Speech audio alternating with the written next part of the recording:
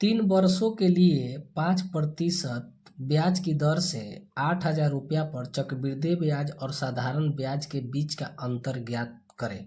यानी दिया हुआ है, तो हम इसको निकालने के लिए सबसे शॉर्टकट हम फार्मूला बताते हैं आप लोगों को। यानी पहले लिख के बता देते क्या क्या दिया हुआ है। यानी पी दिया हुआ है, मूलधन कितना दिया हुआ है, 8,000 रुपया दिया हुआ है, ठीक है।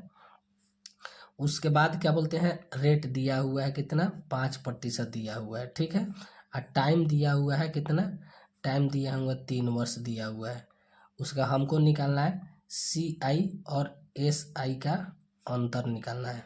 क्या निकालना है, का अंतर निकालना है, ठीक है।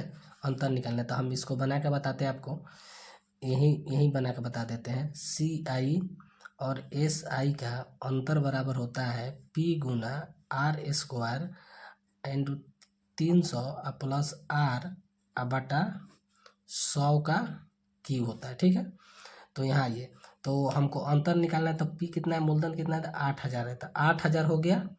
उसके बाद हमारा कितना है, 5 है, तो 5 का स्क्वायर कर देते हैं। फिर उसके बाद 300 में 5 जोड़ देते हैं, यानी R जोड़ना है, रेट जोड़ना है, तो 5 जोड़ दिए।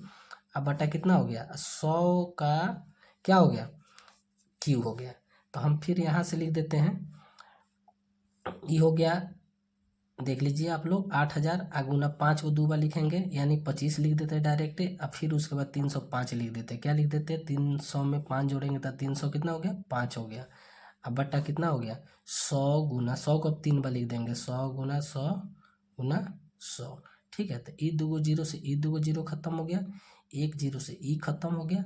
अब इसको कटाते हैं, ई कटाते हैं 4 दूना, ई 4 दूना 8, अब 5 दूना 10, ठीक है।